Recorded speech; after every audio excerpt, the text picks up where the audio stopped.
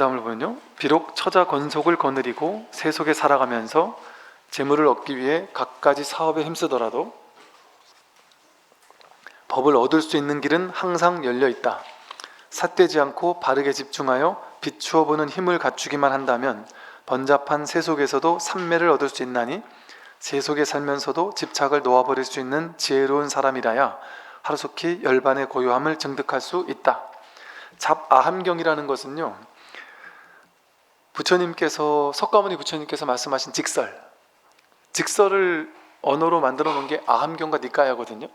보통 뭐 화엄경, 법화경, 뭐 반야심경, 금강경 이런 것들은 한 500년 뒤에 만들어진 제2, 제3의 붓다들을 통해서 만들어진 대승불교 경전이에요. 그런데 아함경과 니까야는 석가모니 부처님의 직설, 완전 초기 경전의 직접적인 언어라고 볼 수 있어요. 석가모니 부처님이 이렇게 말씀하셨잖아요. 그러니까 전문적으로 완전히 공부가 너무너무 중요한 사람에게, 중요한 사람은 부처님 쫓아다녀야지만 법문을 들을 수 있으니까, 왜?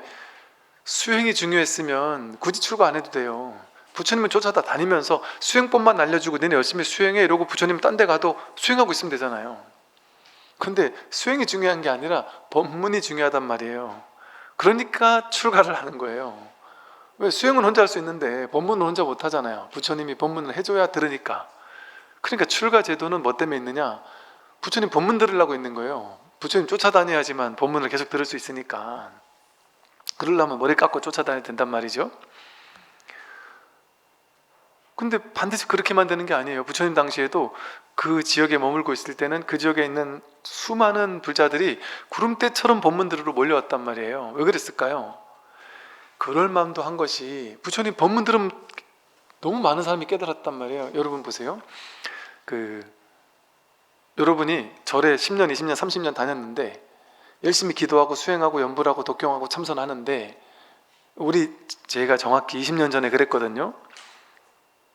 전국의 모든 절집안이 어떤 분위기였는지 아세요? 선방에 있는 수많은 안거를 많이 난 스님들이 한탄하는 말이 뭐였는지, 모든 스님들이 전부 다 한탄하는 말이 뭐였는지 아세요? 선방에 다니는 게 재미가 없다. 뭐 발심도 안 되고. 왜 재미가 없느냐? 전부 다 그 얘기했어요. 왜 그랬냐면, 예를 들어 선방에 다니는데 전국에 수많은 선방들이 있는데, 야, 이번 한철 예를 들어 뭐 어느 큰 절의 선방에서 몇 명의 스님들이 견성을 했다더라. 또 저쪽에는 어느 선방에서는 어떤 스승 밑에서 법문 듣다가 어느 스님이 견성을 했다더라. 어느 절에 가면 또 거기 또 견성 도인들이 모여 산다더라. 뭐 이런 식의 얘기라도 회자가 되면, 이 견성이 진짜 가능한 거구나, 내가 진짜 깨달을 수 있나 보다 하면 막 그쪽으로 막 쫓아다니면서 공부를 할 마음을 내겠죠. 그죠? 마음을 낼 거 아니에요. 그런데 애석하게도 지금 10년, 20년 이전만 해도요, 스님들 사이에서, 선방 다니는 스님들 사이에서 했던 말이 그러니까요, 너무 허탈해서 공부를 못하겠다, 공부해서 견성했다는 사람을 눈 씻고 봐도 찾아볼 수 없으니까. 근데다가 선방에 오래 다닌 스님들은 나름의 어떤 이 공부했던 안목들이 나름은 좀 있잖아요. 완전히 깨닫지 못했더라도 어느 정도의 안목이 있다 보니까, 저는 이제 그분들 말을 들어보니까 다들 뭐라 하는 줄 아세요? 우리가 알고 있는 큰 스님 있잖아요. 우리가 어떤 조실 스님이니 뭐 이렇게 큰 스님이, 이렇게 유명한 큰 스님도 있단 말이에요. 그럼 저는 20년 전에 유명한 큰 스님들은 전부 다 깨달은 도인이라고 생각했어요. 근데 제가 출가하고 나서 선방 스님들을 만나고 보니까, 그 선방 스님들이 뭐라 하시냐면 도인 아니라는 거예요. 도인이라고 인정할 수 없다. 그게 어떻게 도인이냐, 인정이 안 된다, 그건 도인 아니다, 이런 얘기를 너무 많이 하더란 말이죠. 그러니까 스님들 사이에서 그분은 진짜 도인 아니야, 그분은 진짜 도인 아니야, 그분 진짜 도인 아니야, 이런 얘기가 너무 많다는 거죠. 그러니까 당신들이 쉽게 말해 그 스승에 대한 믿음이 없는 거예요. 그 믿음이 없을 만한 뭔가가 있으니까 그랬을 수도 있겠죠. 그죠? 그러니까 그렇다 이게 다 그러진 않을 거야 아마. 왜냐하면 지금도 제가 지금에 와서 보니까 그때를 살다간 분명히 깨달은 선지식들이 계셨단 말이에요.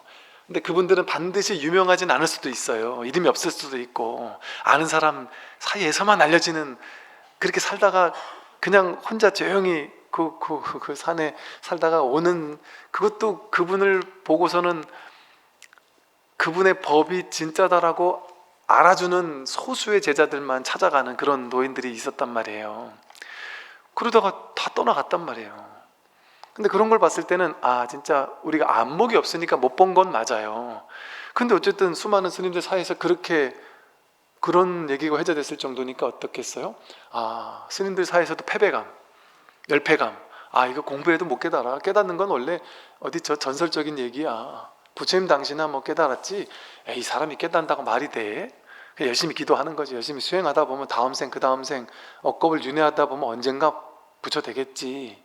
그러니까 신도님들 전부 다 그걸 믿고 있는 거죠. 그러니까 신도님들은 더욱더 어떻겠어요? 그래, 우리는 선방에 문고리나 한번 잡으면 땡큐고 스님들 뒷바라지나 하면 좋은 거지. 그리고 기도나 하면 되는 거지. 이런 마음이 한국 불교를 이렇게 딱 지배하고 있었단 말이죠. 쉽게 말해. 그러니까 이게 신심이 나겠어요? 신심이 안 나는 거예요. 그냥 기복적 신심만 있는 거예요. 그러니까 열심히 기도하면 뭐 대학 보낼 수 있다더라. 열심히 기도하면 돈도 벌 수 있다더라. 이런 게 이제 더 혹하죠. 왜? 깨달으면 일단 제외니까, 제껴나오니까. 그랬다니까요. 한동안. 그런데 이게 내가 진짜 깨달을 수 있구나, 이런 확신이 들기 시작하면 공부가 완전 달라지기 시작해요. 그때부터 나도 깨달을 수 있겠구나, 나도 내가 누군지 확인할 수 있겠구나, 이게 어려운 게 아니었구나, 누군 할 수 있는 거구나 라는 식으로 의식이 확 바뀌어버리면 어떻겠어요? 공부 자세가 완전히 달라지죠. 신심이 완전히 달라지죠. 그거는 정말 여러분, 기복적 신심과 이 깨달음에 대한 그 간절함에 대한 그 신심은 그 차원을 달리하는 신심이에요. 유치원생의 신심과, 이게 학년으로 나뉘긴 뭐하지만 이 차원이 달라요. 이거는 상상할 수 없는 강렬한 그 발심이 되거든요.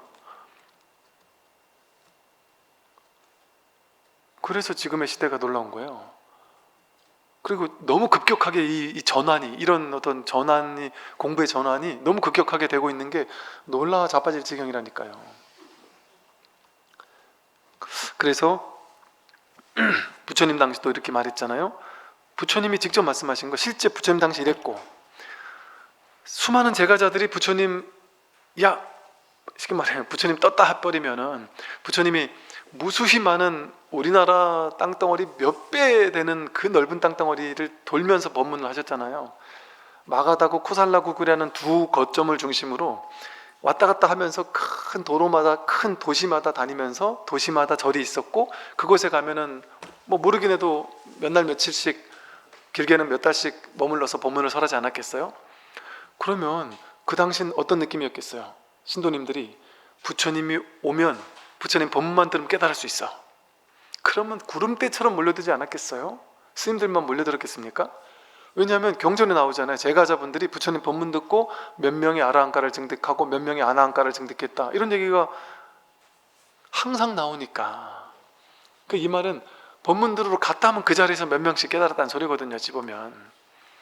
그러니까 이게 검증된 깨달음 아니에요, 부처님 당시는. 그러니까 얼마나 많은 사람들이 구름대처럼 몰려들었겠어요. 그런데 그럴 수밖에 없는 게, 부처님은 여기만 계속 계실 게 아니거든요. 왔다 갔다 하실 분이거든요.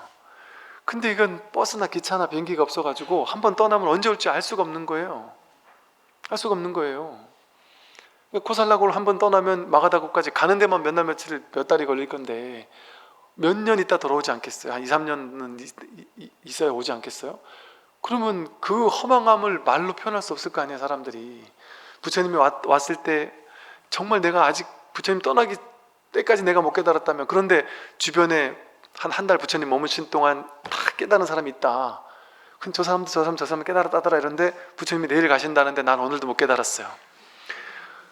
그거 얼마나 억울하겠어요. 얼마나 허망하겠어요.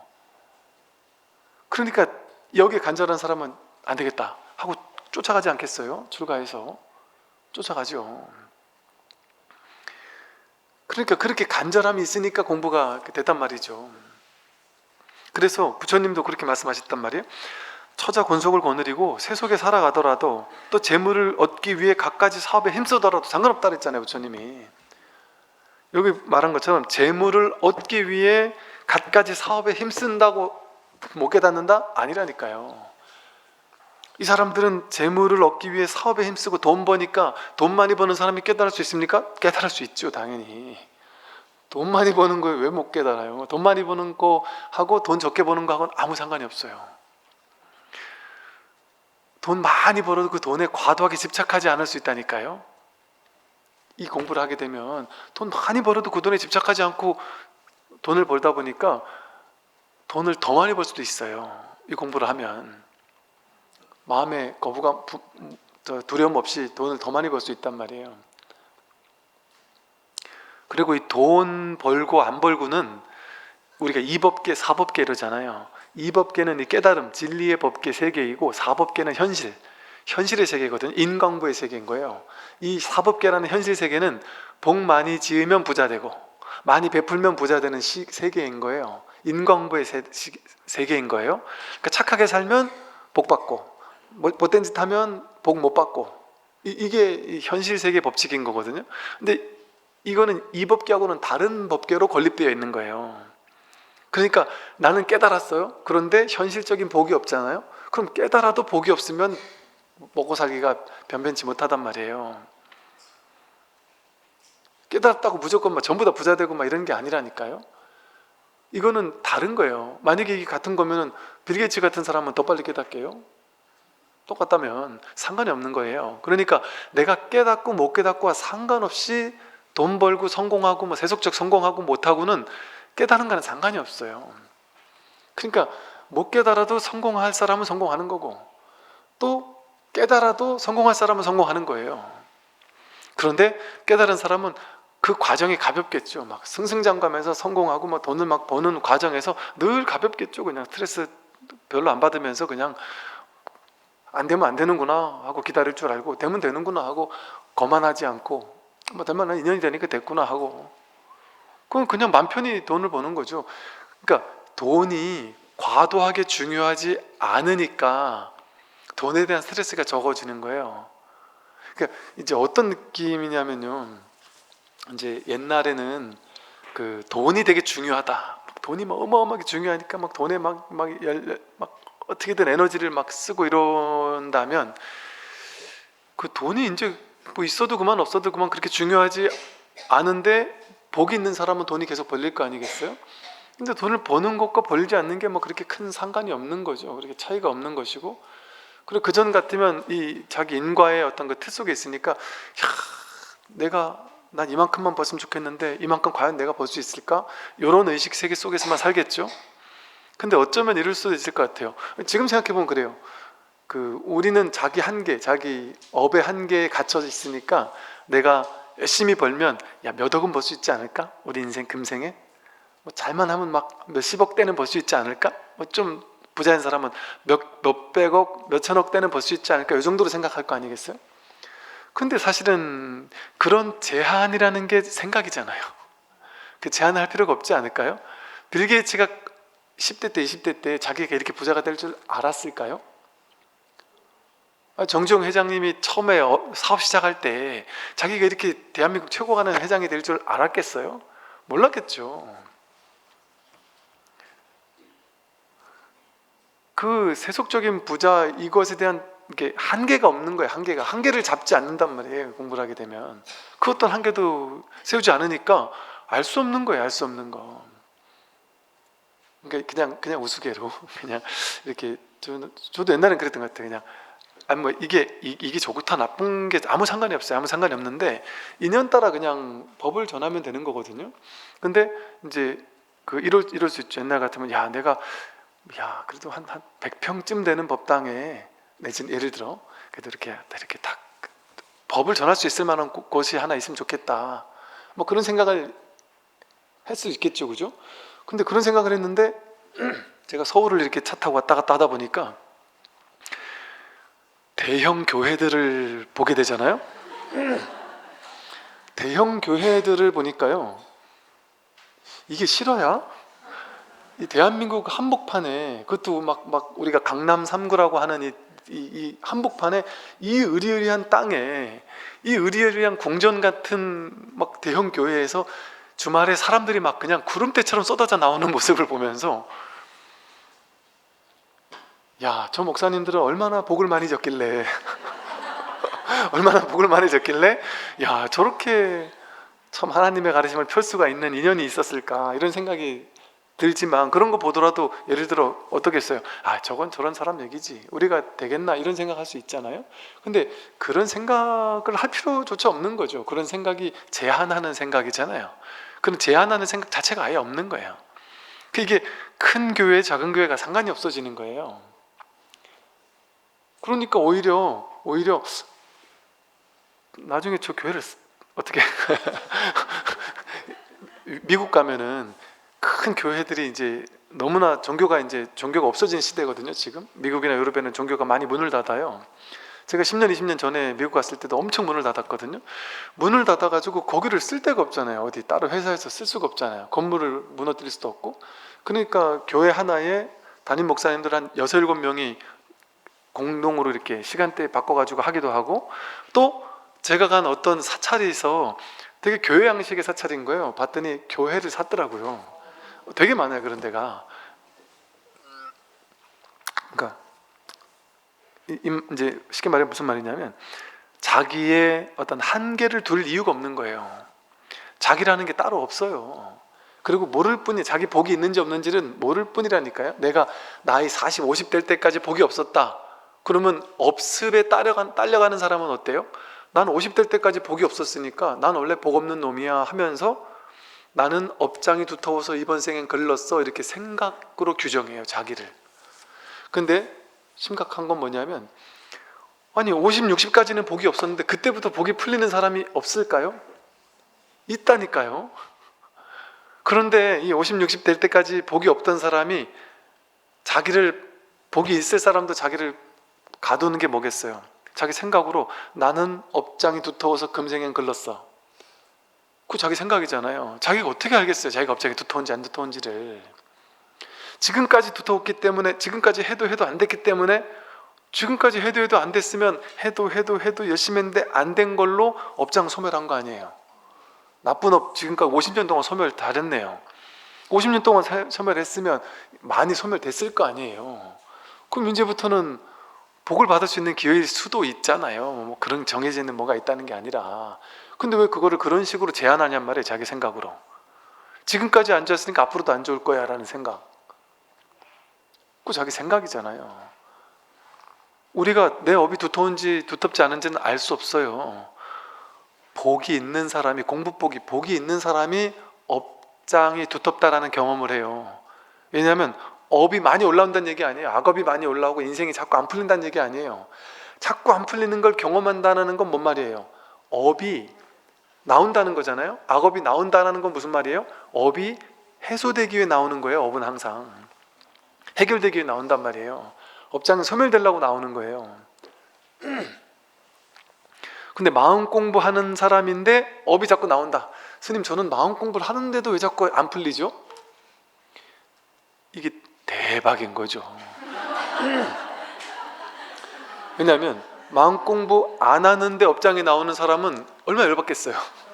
내 인생 왜 이렇게 안 풀리나 하고 막 화가 날 거 아니에요. 근데 마음 공부하는 사람인데 막 괴로운 일이 생기면 어때요? 와, 이거 막 업이 막 얼마나 해소되려고 막 업장이. 그래서 큰 스님들이 이런 표현을 썼어요, 옛날에. 마음 공부하고 기도하고 수행하고 하는 사람들이 일이 안 풀릴 때는 마치 뭐와 같으냐? 업이 뭉텅뭉텅 녹아내리는다, 이런 식으로 해석을 하셨어요, 옛날 큰 스님들이. 기도 열심히 하고 수행 열심히 하고 마음 공부하는데도 안 좋은 일이 생기는 거는 업장이 막 뭉텅뭉텅 쏟아져 내리는 거다, 이런 식으로 표현을 하더라니까요.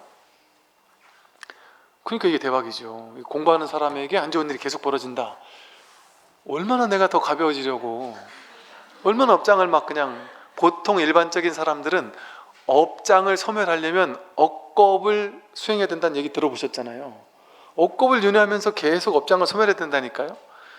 그러면 수천 번 윤회해가지고 업장 소멸해야 되는데, 마음 공부하는 사람이 업장이 확 와버리면 한 10생, 20생 해결해야 될 업장을 지금 다 끝내고 가면 얼마나 좋아요. 얼마나 효율적이에요. 그 시간 낭비하지 않아도 되잖아요. 근데 그게 억겁까지 갈 필요가 없단 말이에요. 여러분, 억겁을 윤회할 거를 지금 끝낼 수 있다니까요.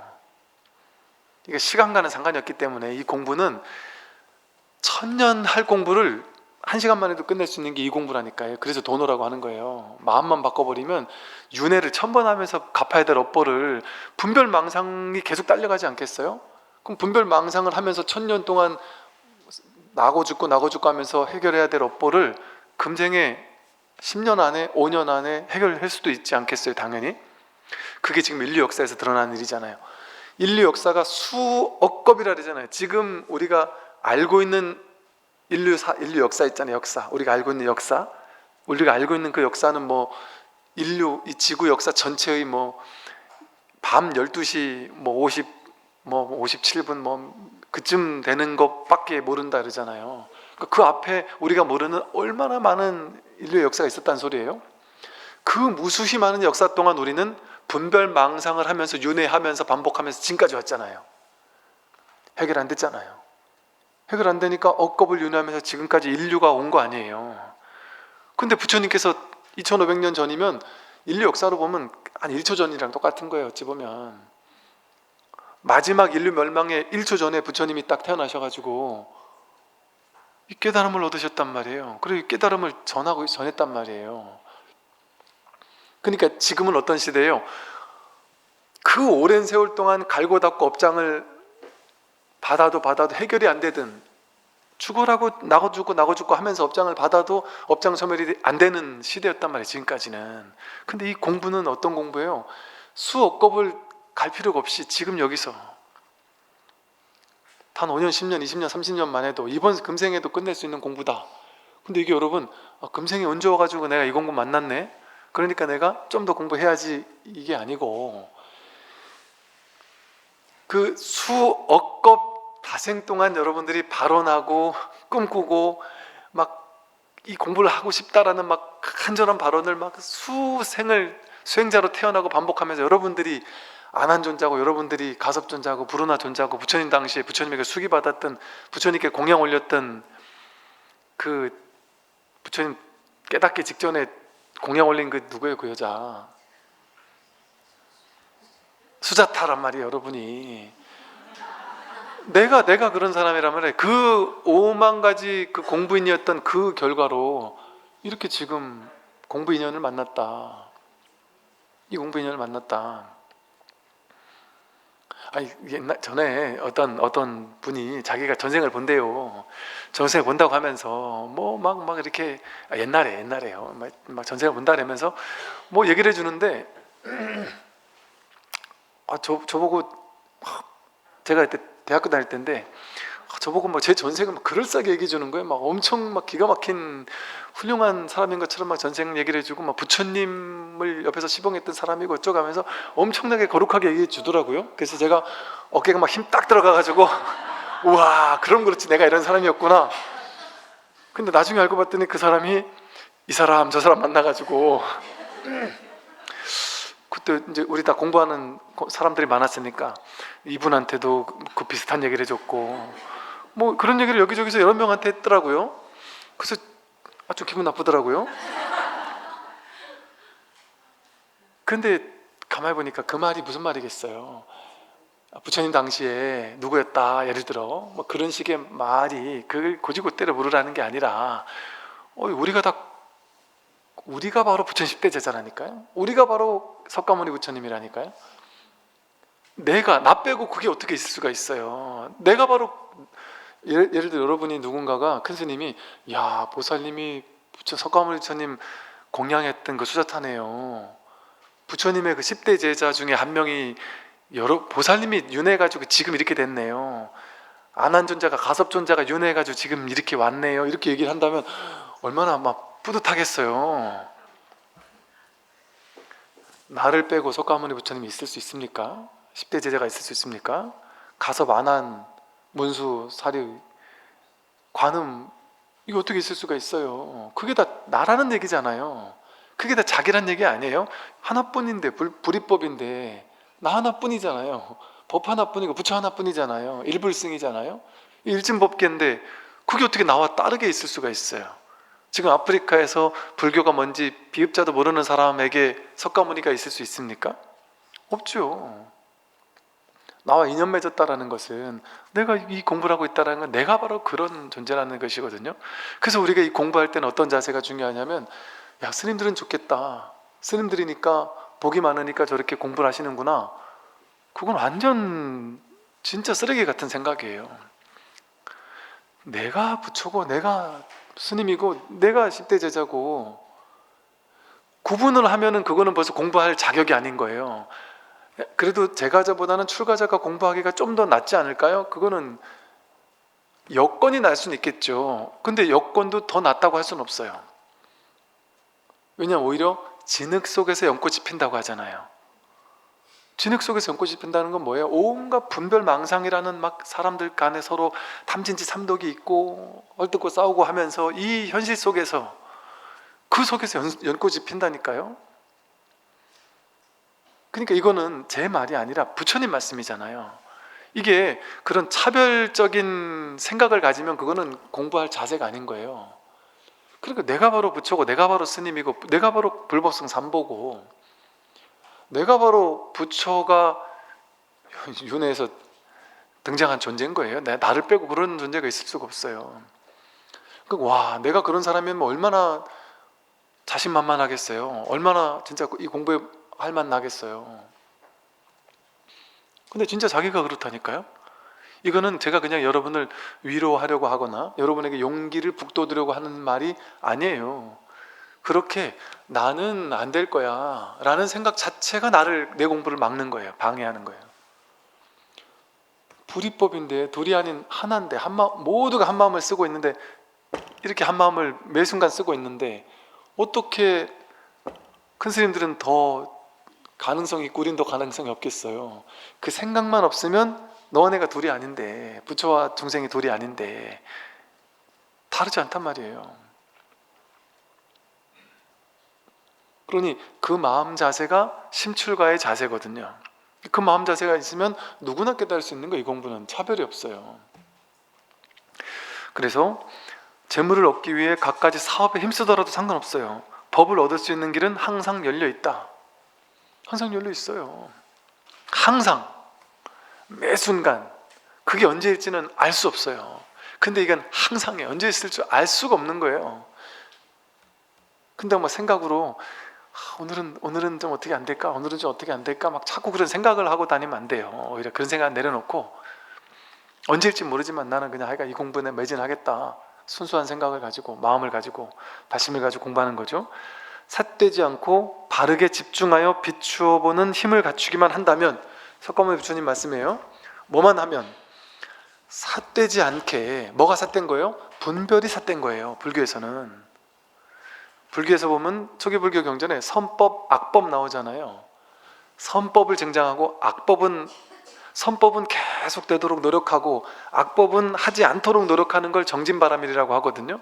그러니까 사정근이라 해서 정진의 4가지가 있어요. 37조도품 중에. 그게 아직 생겨나지 않은 좋은 일은 선법은 더 생겨나게 하고, 이미 생겨난 선법은 더욱더 생겨나게 하고, 또 이미 생겨난 악법은 없어지도록 하고, 생겨나지 않은 악법은 앞으로 나오지 않도록 한다. 그게 사정근이거든요. 그리고 선법, 악법이 뭔지 아세요? 불교에서는 다 다른 말이 없어요. 선법은 분별하지 않는 게 선법이에요. 선악을 둘로 나누어 가지고 착한 일을 많이 하라는 소리가 아니에요. 악법은 분별하지 않는 게 악법이에요. 분별하는 게 악법이에요. 분별을 내려놓는 게 악법을 하지 않도록 하는 거고, 선법을 증장시킨다? 분별하지 않는 게 선법을 증장시키는 거예요. 그러니까 선법을 증장시키고 악법을 증장시키지 않도록 하는 게 정진바람일이죠. 그러니까 정진바람일이 착한 일 많이 하고 나쁜 일 하지 않는 게 정진바람일이겠어요? 불교가 그렇게 막 착한 일 많이 해라, 나쁜 일 하지 마라 이런 얘기하는 종교가 아니잖아요. 선악이 둘이 아니다는 얘기를 하는 종교인데, 그러니까 불교에서 말하는 선법, 악법이 바로, 그래서 선법이라고 하는, 금강경에도 선법 나오거든요. 선근 공덕을 쌓는다 이런 말이 나와요. 선근을 증장시킨다 이런 말이 나와요. 그런데 산스크리트 원본을 찾아보면은 그 선법이라는 말의 원 단어가 뭐냐 하면 사띠인 거예요. 사띠, 알아차림. 선법이라는 거는 알아차림이에요. 즉 왜 알아차림이 삿대겠어요? 선법이겠어요? 분별망상이 올라올 때 분별망상을 알아차리는 거, 그걸 선법이라고 해요. 그러니까 선근공덕을 쌓는다는 건 분별이 올라왔을 때 분별이 올라왔다는 걸 잘 관찰하는 거예요. 알아차리고 그 끌려가지 않는 연습, 그게 선법을 증정하는 거예요. 착한 일 많이 베푸는 게 아니고. 그래서 삿대지 않고, 즉 분별망상을 하지 않고 바르게 집중하여, 바르게 집중한다는 건 뭐예요? 바르게 분별에 집중하는 게 아니겠죠. 분별 아닌 거에 집중하는 거죠. 그러니까 분별에 집중하지 않도록 하기 위해서 부처님은 이 집중을 잘하도록 하기 위해서 집중할 수 있는 방편으로 대상을 만들어줬단 말이에요. 사념처라고 해서 삿띠, 알아차릴 수 있는 대상. 사실 이게 통으로 알아차린 뿐인데 그렇게 하니까 사람들이 이해를 못하니까 처음에 방편을 써가지고 신수신법을 알아차려라 이런단 말이에요. 왜? 신념처, 몸을 알아차리는 게 제일 쉽잖아요. 우리가 한 생각도 일으키지 않고 삿대지 않게 분별하지 않고 생각을 탁 내려놓고 그리고 가만히 있으면 어떻게 바르게 집중해요? 몸에 집중한단 말이에요. 몸의 감각에 집중하고 숨이 들어오고 나가는 거에 집중하고 몸에서 일어나는 느낌, 생각, 뭐 무엇이 됐든 이 몸을 먼저 몸에 집중한다든지 또 수념처, 일어나는 느낌들, 좋고 나쁜 느낌들이 있잖아요. 느낌의 내용을 쫓아가지 않고 그 느낌 자체에 집중하는 거, 바르게 집중하는 거예요. 분별하지 않고 마음에서 온갖 마음 상태가 일어날 거 아니에요. 뭐 좋다 나쁘다 옳다 그르다 뭐 들뜨는 마음, 온갖 마음들이 일어날 때마다 그 마음이 일어났다라는 거를 알아차리라는 거예요. 그게 바른 집중이거든요. 번뇌망상이 올라오는 그 마음을 보라는 거잖아요. 그 보는 그 자리에 있으라는 거잖아요. 보는 그것이 부처라는 거잖아요. 부처님은 볼 뿐 이런단 말이에요. 보고 나면 깨닫는다 이렇게 얘기하는 게 아니에요. 볼 뿐, 윗바사나가 볼 뿐 이거잖아요. 볼 뿐 그 자리가 해탈이에요. 보고 나면 윗바사나를 하고 나면 그 결과 부처가 된다 그 소리가 아니에요. 그러면 둘로 나누면 이법이잖아요. 바른 불법이 아닌 거예요. 그러니까 보통 기존 불교에서는 윗바사나라는 수행을 열심히 갈고 닦으면 그 결과 아나한, 아라한, 뭐 수다원, 사다함, 아나함과를 얻고 그래서 결국 부처가 된다 이렇게 방편으로 그렇게 말하는 거예요. 사실 그런 게 아니에요. 바른 알아차림 그것뿐이에요. 그리고 바른 알아차림의 그 자리에 있는 게 그게 공부예요. 그 자리에 있으면은 끌려가지 않으니까, 분별에 끌려가지 않으니까 거기가 고요한 자리 아니에요? 그게 진짜 삼매 아니에요? 분별이 왔다 갔다 하지, 흔들리지 않는 자리잖아요. 이 마음 자리는 왔다 갔다 하지 않잖아요. 생각이 왔다 갔다 하지 않고 느낌이 왔다 갔다 하지 않고, 느낌은 어떤 느낌도 왔다 가지만 이건 늘 여기서 목격하고 있고, 생각은 온갖 생각이 왔다 갔다 해도 그 생각을 이 자리에서 늘 알아차리고 있는 이 마음은 왔다 갔다 하지 않잖아요. 이것뿐이지. 여기 이걸 말고 따로 열반 해탈을 따로 내세울 수 없단 말이에요. 근데 이것도 있다거나 없다라고 말할 수가 없잖아요. 없다고 하려니 분명히 이렇게 알아차리고 있고, 알아차린 이놈이 어디 있나 찾아보려니까 어디 있는지 찾아볼 수가 없단 말이에요. 그러니까 우리 있다커니 없다커니 하는 말로, 분별의 말로 이거를 어떻게 말할 수 없단 말이에요. 그러니까 분별론 이거는 가 닿을 수 없는 것이죠. 그래서 바르게 집중하여 신수시법 뭐가 됐든 거기 집중해서 비추어 보는 힘을 갖추기만 한다면, 비추어 보는 힘, 이 비추어 보는 힘, 이게 공부라니까요. 다 얘기했잖아요. 석가모니 부처님께서 이거 얘기 다 한 거예요. 여기서 비추기만 한다면 번잡한 세 속에서도 삼매를 얻을 수 있다. 무슨 삼매? 왔다 갔다 하는 삼매가 아닌 거예요. 외도의 삼매가 아니에요. 외도의 삼매는 선정할 때는 삼매 들었다가 선정해서 나오면 삼매가 깨지는 게 외도의 삼매거든요. 수다원 뭐 이게 각 삼매들 욕계 삼매, 색계 뭐 색계 사선, 무색계 사선에서 여러 가지 선의 단계가 있단 말이에요. 그런 삼매는 생겨났다 사라지는 삼매예요. 가짜 삼매예요. 부처님이 말씀하는 삼매는 그런 삼매가 아닌 거예요. 그 여기서 말하는 삼매는 그게 아닌 거예요. 번잡한 세 속에서도 삼매를 얻을 수 있다. 윗집에서 꿍꿍거리는 그 속에서도 누가 욕을 하든 비난을 하든 칭찬을 하든 다르지 않잖아요. 이 자리에 있으면 다르지 않잖아요. 그게 삼매예요. 칭찬과 비난이 다르지 않잖아요. 이 자리는 그게 삼매죠. 부자와 가난이 다르지 않잖아요. 그게 삼매, 모양 쫓아가면 다르지만 이 자리에서는 다르지 않잖아요. 그게 삼매 아니에요? 늘 한결같은 게 삼매, 늘 고요한 게 삼매잖아요. 경계 따라 움직이지 않는, 일희일비하지 않는 게 삼매잖아요. 그러니까 이 마음자리를 깨닫는 게, 이 비추어 보는 힘을 갖추기만 한다면 그게 삼매죠. 세속에 살면서도 집착을 놓아버릴 수 있는 지혜로운 사람이라야 하루속히 열반의 고요함을 증득할 수 있다. 세속에 살면서도 이 집착을 저절로 놓아버리게 되죠. 이 자리에 있으니까. 두 번째 자리 떨어져서 집착의 대상물에 쫓아다니지 않으니까. 그 사람이 지혜로운 사람이에요. 그렇게 되면 하루속히 열반의 고요함을 증득할 수 있다, 이렇게 표현을 했단 말이에요. 사실은 그렇게 하게 되면은 당장 여기서 열반의 고요함이, 늘 열반의 고요함이다, 늘 증득인 거예요. 그 다음 장은 이렇게 돼 있어요. 이 몸은 공적하여 나도 없고 내 것도 없으며 진실한 것도 없다. 화엄경에서 한 말이죠. 이 몸은 공적해요. 여러분이 보세요. 이 몸 공적하지 않나? 여러분 몸은 공적하잖아요. 몸에 어느 거를 나라고 하겠어요? 몸에 어떤 세포를 나라고 하겠어요? 나라고 할 수 있는 30년, 50년 전과 지금 다른 건 다 바뀌어도 요 세포 하나만은 지금까지 유지되고 있어 하는 세포가 있을까요? 몸에서? 뭐 뇌에 있는 세포 중에 하나는 계속될까요? 어떤 중앙통제장치 절대 변하지 않는 어떤 하나의 세포 같은 게 딱 정해져 있어서 그거는 절대 안 바뀌는 게 있을까요?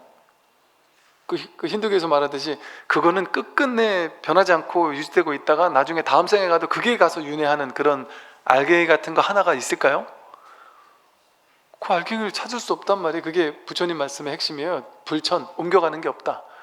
10대 때 나와 지금의 나에게서 옮겨오는 건 하나도 없다니까요. 옮겨온 게 하나도 없어요. 업보는 있을 때 작자는 없어요. 10대 때 업을 지은 걸 지금 과보를 받을 수는 있어요. 그 업보는 있어요. 근데 업을 짓는 자도 없고 업을 받는 자도 없어요. 그 자라고 하는 고정된 고유한 어떤 존재가 나중에 그 과보를 받을 거야 이러잖아요. 근데 그런 자아가 없다니까요. 인연이 오고 갈 뿐이에요, 그냥. 그러니 내가 짓는 걸 자업자득, 내가 짓는 걸 내가 받는다라고 말해도 되죠, 방편으로는. 근데 방편을 쓰지 않으면 내가 짓고 내가 받는다라는 말이 맞지 않아요. 눈앞일 뿐이지, 순간순간일 뿐이지, 이것뿐이지. 그냥 내가 짓고 내가 받는다 이렇게 말할 수 없다니까요.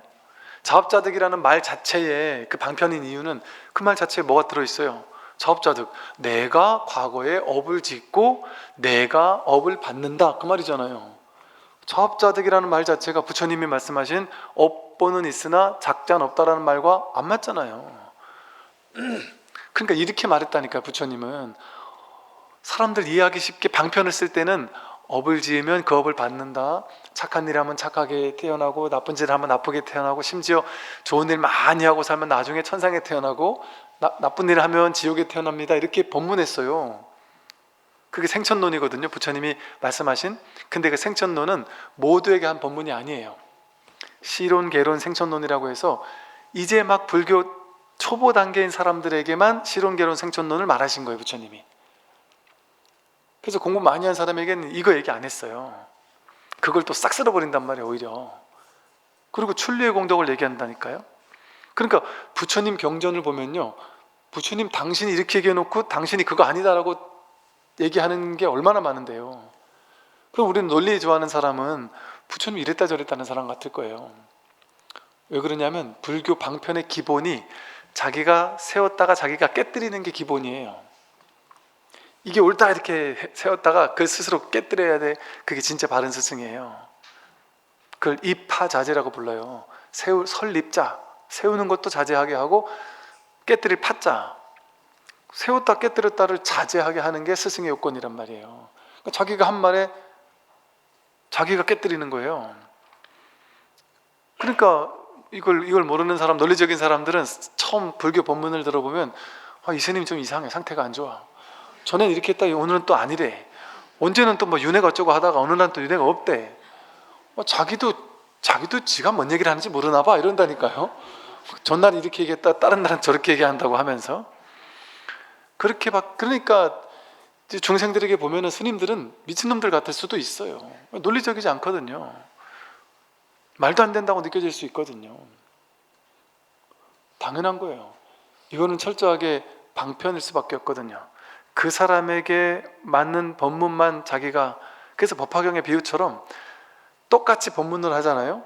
부처님은 똑같이 법문을 하는데 사람에 따라서 숲에 가면 풀도 있고 뿌리를 요만 1cm 내린 풀도 있을 것이고 10cm 내린 풀도 있을 것이고 작은 풀도 있을 것이고 중간 풀도 있을 것이고 큰 나무도 있잖아요. 또 큰 나무들 중에도 산 꼭대기에 있는 큰 나무는 위로 10m가 올라가면 밑으로 한 5배, 7배, 뭐 긴 건 막 10배까지도 뿌리를 내린다 그래요. 다른 거예요, 이렇게. 이것처럼 자기 뿌리가 어떠냐, 상황, 인연이 어떠냐에 따라서 하늘에서 비는 똑같이 내리고 있는데 뿌리가 깊이 내린 존재는 어떻겠어요? 그 밑에서 모든 물을 엄청나게 막 담아두고 수확하는 거예요. 근데 뿌리가 얕은 풀들은 그만큼만 머금었다가 그만큼만 소화하고 끝인 거예요. 비가 아무리 많이 와도 그 비를 다 맞을 수 없단 말이죠. 그런 수목의 비유를 들었어요, 법화경에. 그것처럼 우리가 마음 공부가 얕은 사람은 아무리 법비가 끊임없이 쏟아져도 내가 들을 수 있는 만큼밖에 못 들어요. 그러니까 어떤 분은 이제 스님 법문 6개월 들었어요 이러고 오시면서 저한테 질문하는 게 보니까 6개월을 안 들은 것 같은 거예요.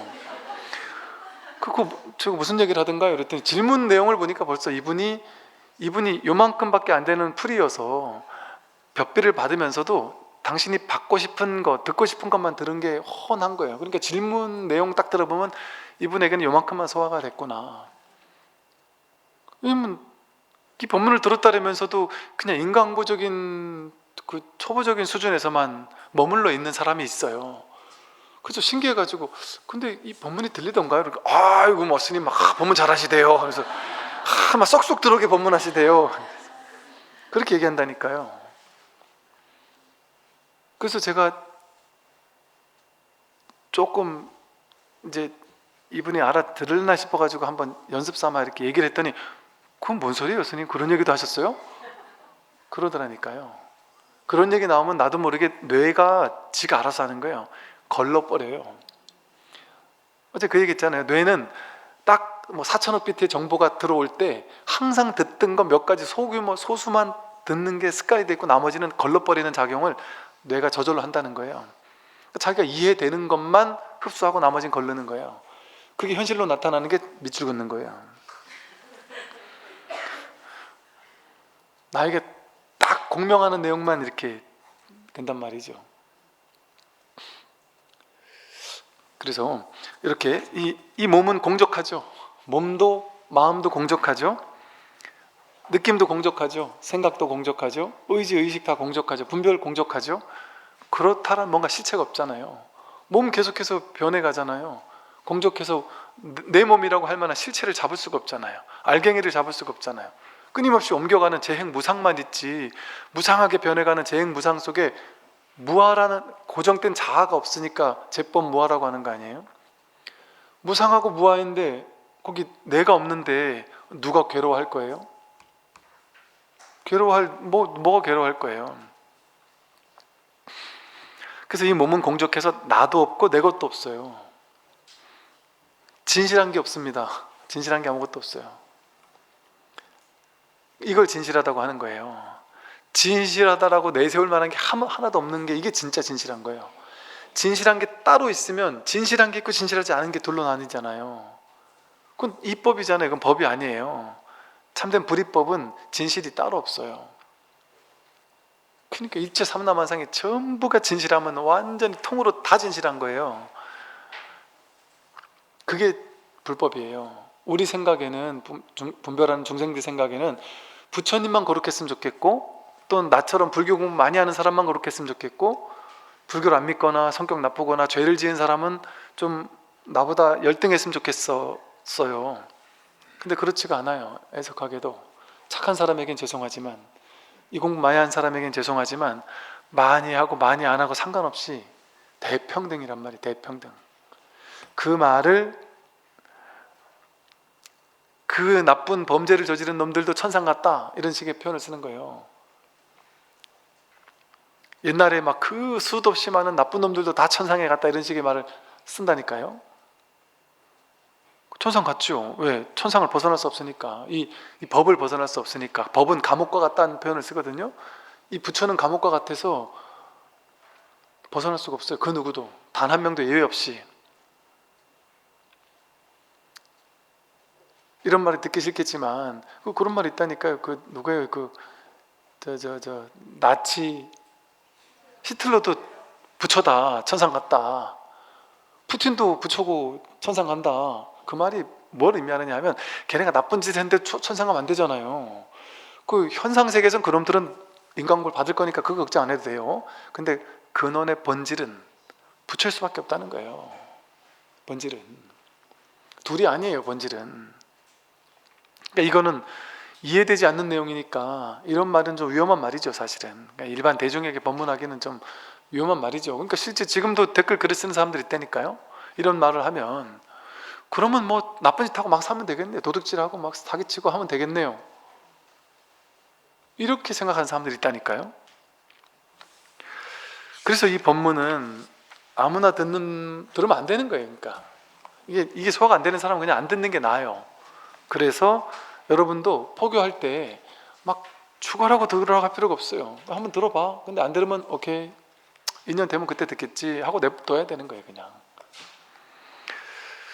이 몸은 거품과 같아서 오래가지 않고 환술과 같아서 망상으로 생기며 꿈과 같아서 망견으로 생기고 그림자와 같아서 어변으로 생긴다.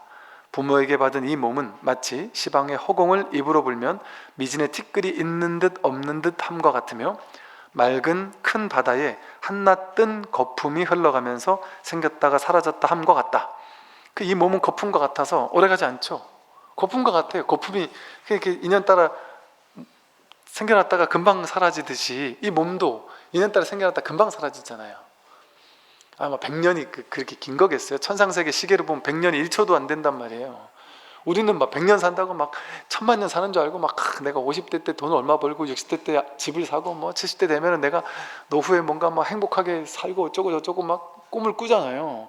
그게 천상세계 신들이 이렇게 쳐다보면 배꼽 잡고 웃을 일이라는 거예요. 천상세계 신들이 모여가지고 막 까르르 웃으면서 야야야, 저 인간계에 가면은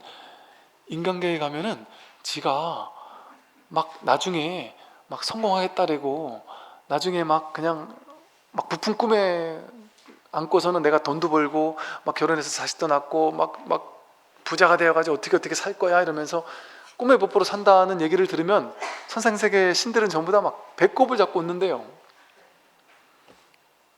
1초, 자기네들 시계로 1초란 말이에요. 100년이 1초 잠깐 살다 올 건데 그 1초 동안 꿈꾸는 거를 뭘 그렇게 막 심각한 줄 알고 막 그렇게 꿈을 꾸냐.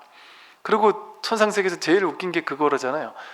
인간계에서 온 사람들은 자기가 어떻게 살다 왔냐고 물어보면 막 울면서 심각한 줄 알고 내가 어린 자식을 놔두고 혼자 와가지고 어떡하죠? 이러면서 막 운대요. 그러면 그때 옆에서 천상세계 신들이 까르르 웃는데요. 나는 심각해 죽겠는데. 인간계가 심각하다는 얘기가 제일 웃기는 얘기라는 거예요. 제일 큰 유머라는 거예요. 우리는 심각하다고 느끼는데 여러분 어젯밤에 여러분 꿈속에서 여러분이 거지가 됐어요. 지금 생각하면 막 웃기잖아요. 그걸 뭐 심각해 할 필요가 없잖아요. 그거랑 똑같단 말이에요. 그 꿈인데 꿈인 줄 모르는 사람에게는 심각한 거죠. 이 현실이 실제일 수가 없잖아요. 그냥 인연 따라 왔다 가고 계속 왔다 가는 걸 내가 생각으로 붙잡은 거 아니에요, 여러분. 생각으로 붙잡고 있는 거 아니에요. 생각으로 붙잡지만 않으면 무슨 일이 있습니까? 그냥 인연 따라 이렇게 살다가 인연 따라 가는 거지. 뭐 좋을 게 뭐가 있고 나쁠 게 뭐가 있어요. 그냥 사는 동안 재밌게 사는 거죠. 즐겁게 사는 거죠. 그냥 즐거우면 즐겁게 살고 괴로우면 괴롭게 사는 거고 뭐 그냥 그런 거죠. 뭐 괴로우면 업장소멸하는 거고 즐거우면은 뭐 복 받고 가는 거고 뭐다 좋잖아요. 이게 환술과 같아서 망상으로 생긴단 말이에요. 몸이 자기 생각 망상으로 생기는 거예요. 몸도 자기 한 생각, 이 몸을 나라고 하는 동일시, 그게 내 몸을 만드는 거잖아요. 그러니까 이 몸이 망상이죠. 꿈과 같아서 망견으로 생긴다. 허망한 견해로 생기는 게 몸도 허망한 견해가 만든 거라니까요. 그림자와 같아서 어변으로 생긴다. 이 그림자 같아서, 그림자 실체가 아니잖아요. 업의 인연으로 생기는 거예요. 그 수많은 업이 반복되니까, 반복되는 경험, 삶의 경험, 업들이 실제인 줄 아는 거예요. 그 생각으로 붙잡아 놓고서. 그러니까 이게 실제가 아니라는 얘기거든요. 몸으로 허공에 막 먼지 같은 거 티끌이 많을 때, 먼지가 막 뿌열 때 후 불면은 그게 막 확 이렇게 터널 생기게 만들면서 막 이렇게 움직이잖아요. 그것처럼 그 실제가 있는 게 아니란 말이죠. 티끌이만 있는 것처럼 보이지만 실제인 것이 아니다. 큰 바다에 거품이 흘러가면서 생겼다 사라지더라도 그게 그냥 그 거품 그대로가 그냥 바다이지, 물이지. 거품이라는 게 실제가 있는 게 아니듯이 나와 세상, 이 몸, 모든 것이 전부 다 한과 같다. 실제가 아닌 거예요.